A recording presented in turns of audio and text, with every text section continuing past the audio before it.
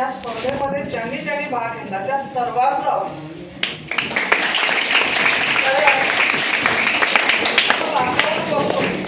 बागावर बसून पुढं जे चाललंय त्यांच्या टिवल्या पावल्या करायला फारसं स्किल लागत नाही, पण चांगली पुस्तकं वाचणं, काही युट्यूब बघणं, माहिती गोळा करणं आणि मग ते इथं उभं राहून ते सादर करणं, इट्स अ स्किल. आणि हे ह्या स्पर्धेमध्ये ज्यांनी ज्यांनी भाग घेतला त्यांच्या सगळ्यांच्याकडे आहे. पहिला, दुसरा, तिसरा ज्याचे नंबर आले त्याचं तरी स्पेशल अभिनंदन आहेच, कारण एवढ्या सगळ्यांच्या मध्ये तुमचा नंबर आला.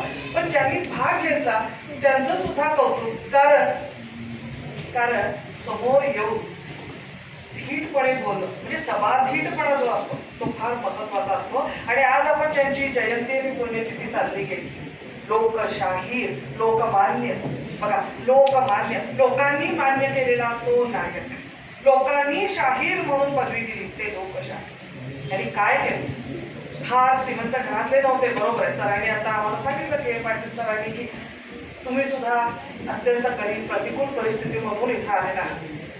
परिस्थिती ही कधीच आपल्या यशाच्या आड येऊ शकत नाही, कारण सोडील धीर बलवान वीरा जाई पुढे सारखा. ऐका ना, मी पुन्हा कोणातरी विचारणार मी काय बोलते. सोडील धीर बलवान वीरा जाई पुढे सारखा, भीती ही दुबळ्या नरासच करी ध्येयाप्रती पारखा. लोकमान्य टिळक जेव्हा तुमच्याकडे शाळेत होते ती तुम्हाला माहिती आहे, शेंगदाण्याच्या साडीची गोष्ट, बरोबर. मग लोकमान्य टिळक उद्धट होते? अजिबात. लोकमान्य टिळक बालपणापासूनच अतिशय धीट होते. जिथं अन्याय होईल तिथं ते पेटून उठायचे आणि इंग्रजांचे, सरकारचे डोके ठिकाणावर आहे का असा त्यांनी ब्रिटिश सरकारला विचारले. अशा या लोकमान्य टिळकांची पुण्यतिथी आपण साजरी करतो. ज्यांनी शिवाजी महाराजांचा डंका रशियामध्ये गाजवला ते लोकशाहीर अण्णाभाऊ साठे यांची जयंती आपण आज साजरी केली. आपण ह्या कार्यक्रमातून काय घ्यायचं?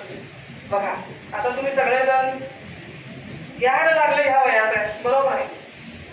पण आपल्याला अर्ची आणि कोण तो त्यांचा वेळ लागायला नको, कारण त्या चित्रपटाच्या शेवटी अंत काय आहे ह्या याड लागण्याचं ते सुद्धा दाखवलेलं आहे. याड लागलंच पाहिजे. ऐका ऐका ऐका पाचच मिनिट. याड लागलंच पाहिजे. वयाच्या 15व्या आणि 16व्या वर्षीच याड लागलं पाहिजे. पण कसं? पुन्हा एका वतनदाराच्या जहागीरदाराच्या मुलाला वाटलं, काय वाटलं? हम तो मिल बैठे.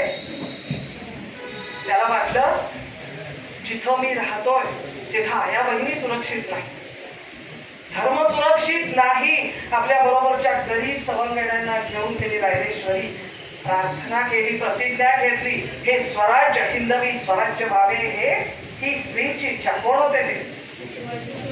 कितव्या वर्षी वाटलं त्याला? 50व्या वर्षी. ह्या वयाचे झाल्यावर कधी वाटलं?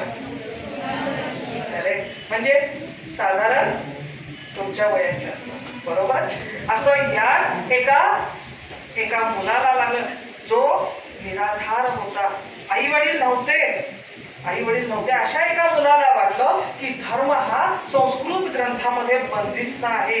तो धर्म काय आहे आपल्या बहुजन समाजाला शिकवला पाहिजे. आणि त्या ज्ञानेशाने संस्कृत भगवद्गीता भावार्थ दीपिका म्हणून मराठीमध्ये लिहिली आणि मग खरा धर्म सांगितला. त्यांचं वय काय होतं त्यावेळी?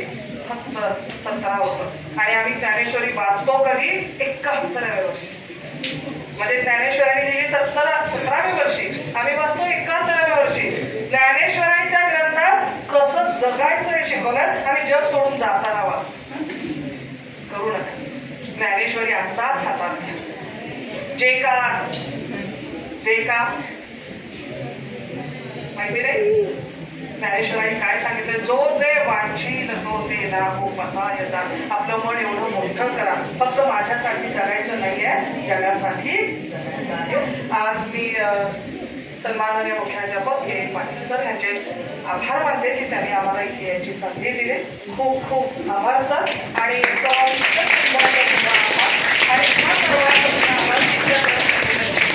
कार्यक्रम चांगल्या पद्धतीने पार पाडला. उपस्थित सर्वांचं मी आभार मानते.